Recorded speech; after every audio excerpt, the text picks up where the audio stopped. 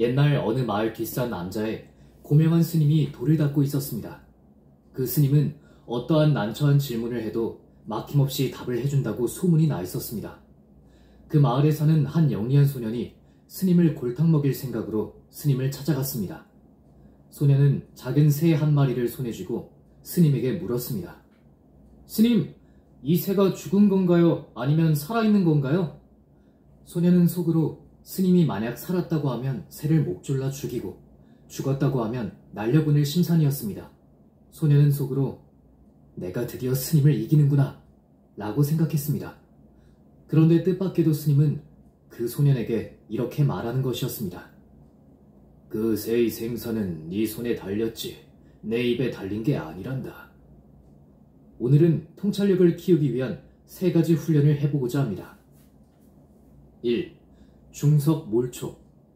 하루는 이광이라는 사람이 사냥을 하러 갔다가 풀숲에서 호랑이가 자고 있는 것을 보았습니다. 깜짝 놀란 이광은 얼른 활 시위를 당겼고 화살은 정확히 명중했습니다. 그런데 활을 맞은 호랑이가 꼼짝도 하지 않는 것이 아니겠습니까? 이상하다 싶어 이광이 가까이 다가가 보자 그것은 호랑이처럼 생긴 큰 돌이었습니다. 이광은 다시 한번 놀랐습니다. 자신이 쏜 화살이 바위를 뚫고 깊이 박혔다는 사실을 믿을 수 없었기 때문입니다. 이광은 제자리로 돌아와서 다시 활을 쏘아보았지만 이번에는 박히지 않고 튀어올랐습니다.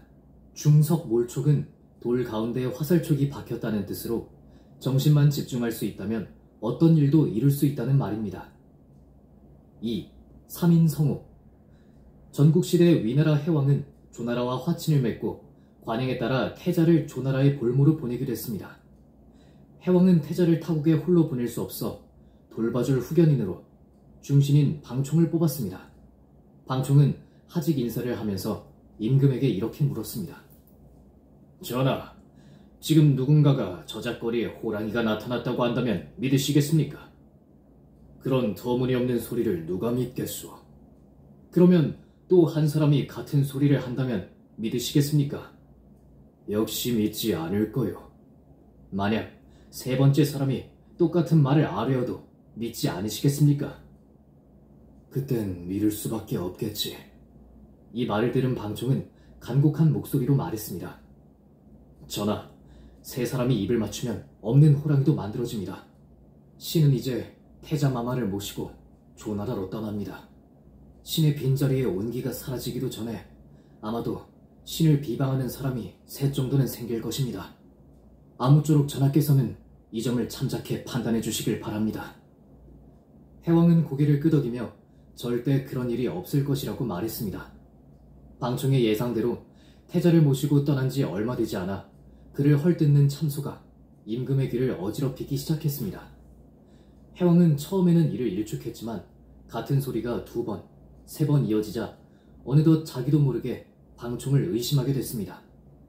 결국 몇 년 후 태자가 풀려나 귀국했지만 방총은 끝내 돌아올 수 없는 신세가 되고 말았습니다. 삼인성호는 3사람이 호랑이를 만들어낸다는 뜻으로 근거 없는 말도 여럿이 하면 고지듣게 됨을 의미합니다. 3. 사실의 총합이 꼭 진실은 아니다. 공자가 제자들과 함께 진나라로 가던 도중에 양식이 떨어져 일주일 동안 아무것도 먹지 못한 적이 있었습니다. 아내가 가까스로 쌀을 구해와 밥을 지었습니다. 공자는 밥이 다 되었는지 알아보려고 부엌을 들여다보다가 밥솥의 뚜껑을 열고 밥을 한 움큼 먹고 있는 아내의 모습을 보았습니다. 공자는 깜짝 놀랐습니다. 아내는 제자 가운데 도덕 수양이 가장 잘 되어 공자가 아끼는 학생이었습니다. 공자는 크게 실망하고 곧 자신의 방으로 돌아왔습니다. 이윽고 아내가 밥이 다 되었다고 하자 공자가 말했습니다. 아내야, 내가 방금 꿈속에서 선친을 뵈었는데 밥이 되거든 먼저 조상에게 제사를 지내라고 하더구나. 밥을 몰래 먹은 아내를 뉘우치게 하려는 의도였습니다. 그 말을 들은 아내는 곧장 무릎을 꿇고 말했습니다. 스승님, 이 밥으로 제사를 지낼 수가 없습니다. 제가 뚜껑을 연 순간 천장에서 흙덩이가 떨어졌습니다. 스승님께 드리자니 더럽고 버리자니 아까워 그 부분을 먹었습니다. 공자는 아내를 잠시나마 의심한 것이 부끄럽고 후회스러워 다른 제자들에게 다음과 같이 말했습니다. 예전에 나는 나의 눈을 믿었다. 그러나 나의 눈도 완전히 믿을 것이 되지 못하는구나. 예전에 나는 나의 머리를 믿었다. 그러나 그 머리도 역시 완전히 믿을 것이 되지 못하는구나. 너희는 보고 들은 것이 꼭 진실이 아닐 수 있음을 명심하라. 성인 공자도 이렇게 오해를 했는데 우리와 같은 보통 사람은 어떠하겠습니까? 때문에 귀로 직접 듣거나 눈으로 본 것이라 해도 항상 심서숙고하고 결정을 내리기 전에 반드시 그 사건 자체에 대해 당사자와 허심탄회하게 이야기를 나누어야 합니다. 섣불리 결론을 내려 평생 후회할 큰 잘못을 저지르는 것을 막아야 합니다. 감사합니다. 부골님이었습니다. 참고도서 역사 속 승자와 패자를 가른 결정적 한마디.